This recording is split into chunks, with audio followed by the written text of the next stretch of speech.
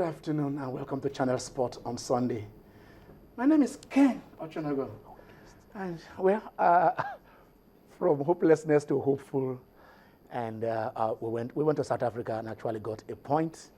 So it means we are off the bottom, and we still have 4 matches to go in our Nations Cup qualifier towards Morocco 2015.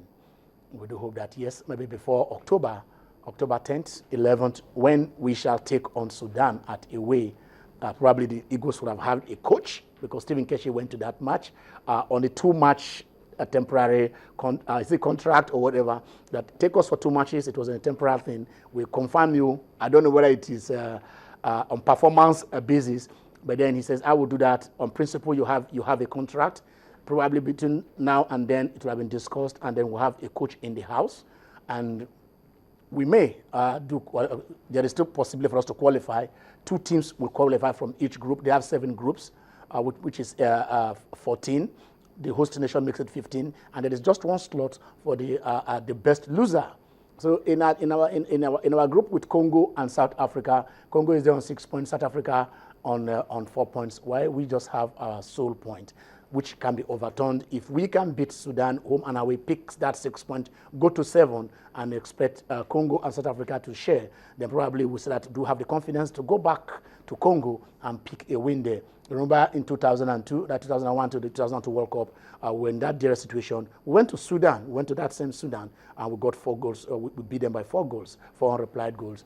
That team was captained by Finidi George, because the captain then Sondolise, whose birthday is actually today, was injured in a match against the Oponwe led team Liberia in Port Harcourt. So we are moving on to that particular and say the same Sudan, we're in the same group now. Maybe they will give us that same luck and we shall qualify. But it's not luck this time, it is beating them that matters. Before we left last week, it was either Serena trying to get her 18th. Yes, she did that. She did that in straight sets over her close friend, Caroline Wozniacki. That makes her 18th. She joined the group of Navratilova, and actually she was presented with an 18-karat gold for doing just that.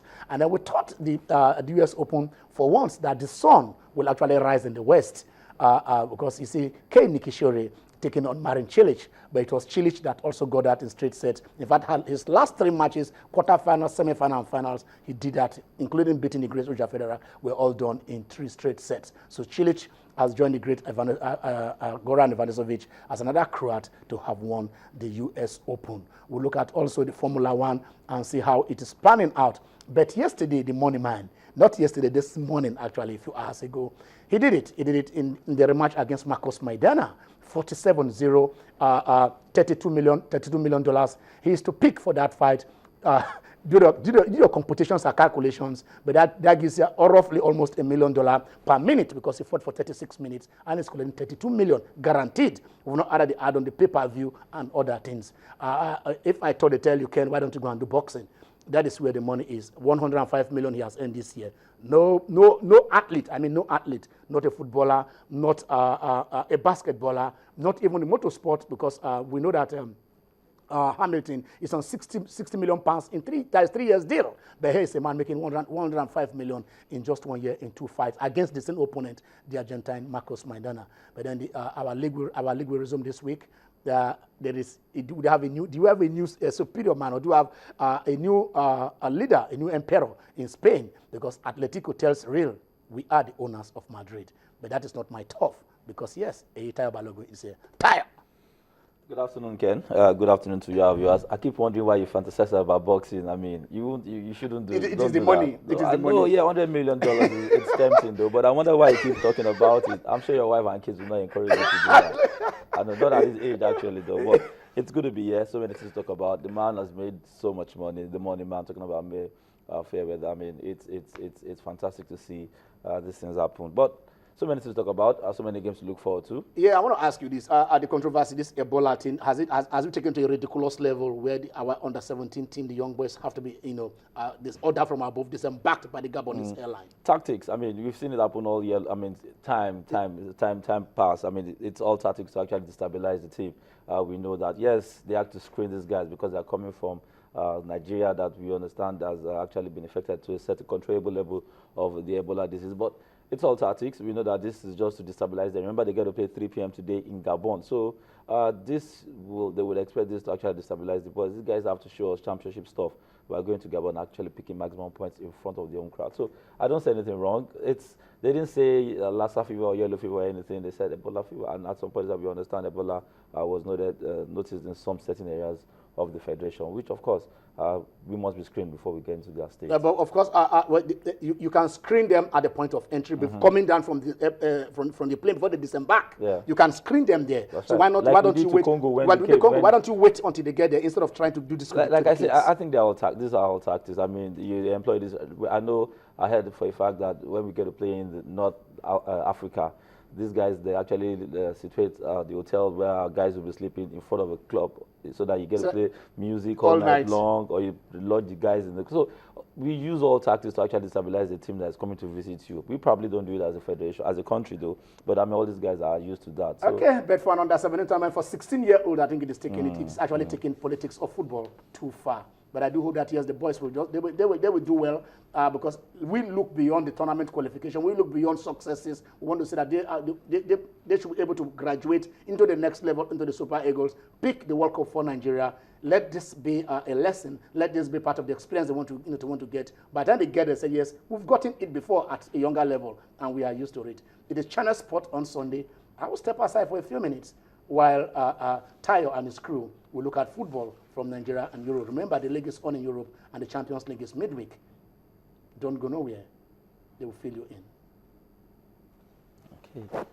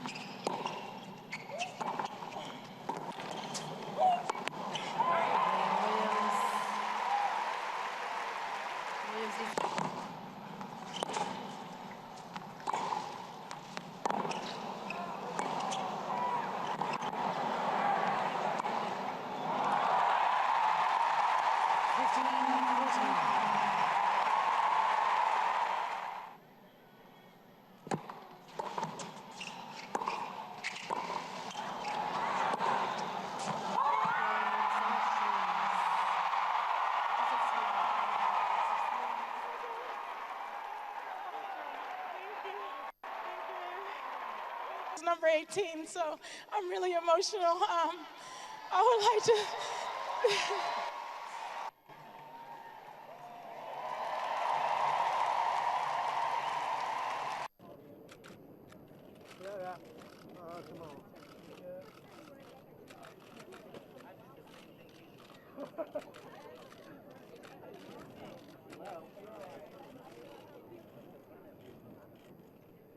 Come on.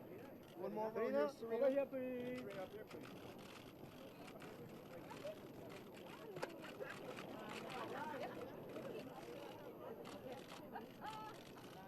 Serena, thank you. Thank you. Thank you. Yeah.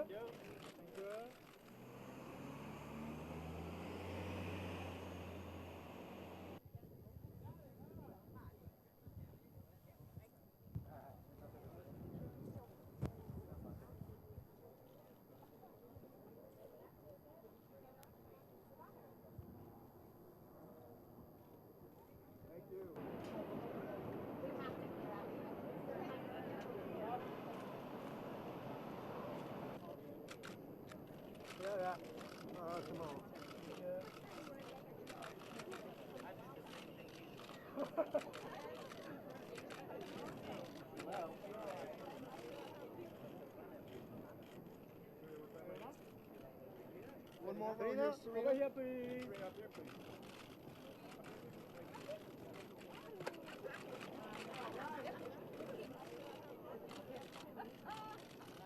Serena, Thank you. Thank you. Marin Cilic and Kei Nishikori.